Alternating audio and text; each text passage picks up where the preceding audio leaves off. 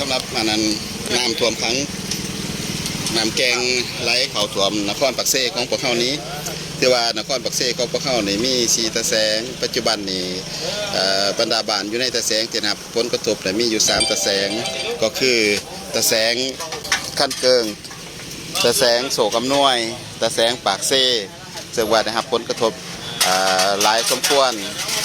เป็นต้นแต่แมนอยู่ในตะแสงปากเซ่ก็ประกอบมีอยู่4บ้านก็คือบ้านปากเซ่บ้านทงบ้านห้องขย่อมและบ้านพ้นกุ้งซึ่งอยู่ในตะแสงปากเซ่ใน4บ้านนี้พวกเขาก็มีจักจุกน้ำหลายพอสมควรอยู่ในแต่ละคลองเบอร์3เบอร์4เบอร์5ซึ่งในมือเสาร์นี้พวกเขาก็ได้ซุ้มใส่ในการที่ตั้งจักเพิ่มเติมอยู่คลองเบอร์3เป็นโปมจุ่มจำนวน2หน่วยบวกกับที่มีอยู่แล้ว2หน่วยเป็น4หน่วยก็สามารถระบายน้ำได้ดีพอสมควรซึ่งว่าปัจจุบันนี้น้ำก็ลดลงพอสมควรอยู่ใน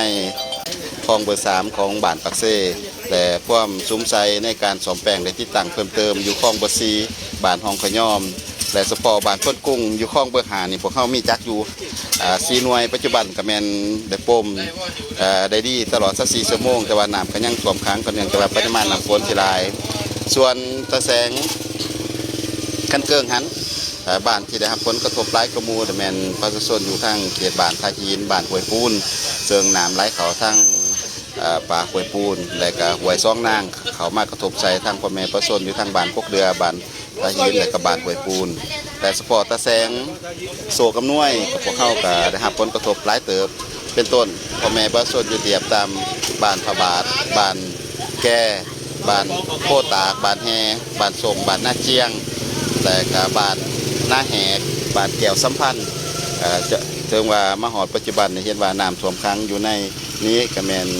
มีทั้งหมดถืออยู่21 บาทตามตัวเลขที่พวกเขามีอยู่ในจำนวน11 บาทส่วนจำนวนสิทธิพลเมืองพวกเพื่อนที่ถือกระทบที่ว่าในมื้อนี้แมนกำลังคัดเกี่ยมกำลังสั่งร่วมนำทั้งแต่ละองค์การปกครองบ้านองค์การปกครองตะแสงเพื่อจะได้รายงานขันเทิงเฉพาะอยู่จุดตะแสงโศกอำนวยนี้กับทางกำลังทหารตำรวจก็คือจุดทางเบื้องทาหินที่มีเขตต่ำกับแมนทหารตำรวจของแขวงนครและบรรดาพนักงานราชการเศร้านุ่มแม่ยิ่งทุกภาคส่วนของสังคมอาสาสมัครต่างๆก็คือบรรดาบิดเนี่ยได้เป็นตัวนี้ได้สุขภาพก็ได้เข้ามาตะลุมบอลช่วยในการหายไส้เพื่อกันบ่หายหนามไร้เขาเพื่อนพ่อแม่ประชาชนมาหอดเดียนี่ก็แมนสำเร็จอยู่ใน2 จุดก็สามารถบรรเทาทุกข์ได้เบื้องต้นในการแก้ไขบรรเทาทุกข์นั้นก็ได้มีการช่วยเหลือจากคณะกรรมการคุ้มครองภัยพิบัติขันแขวงสมทบกับนครปักเซ่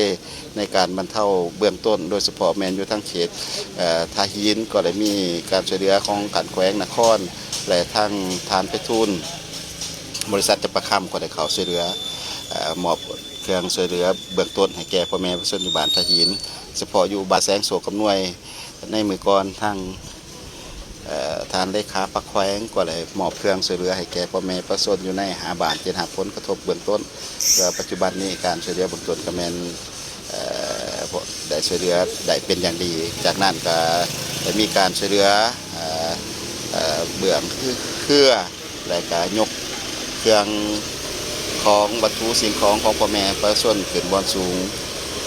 ถือว่าในมื้อนี้การช่วยเหลือพ่อแม่ประชาชนอยู่นครปักเซ่ของเขาในเบื้องต้นแม่นคือในนั้นปัจจุบันแม่นพวกเขาเล็งที่จะสูบน้ำออกจากใจกลางตัวเมืองให้ได้ไวที่สุดเท่าที่จะไว้ได้เพื่อลดทอนความยุ่งยากในการดำรงชีวิตของพ่อแม่ประชาชนขอขอบใจ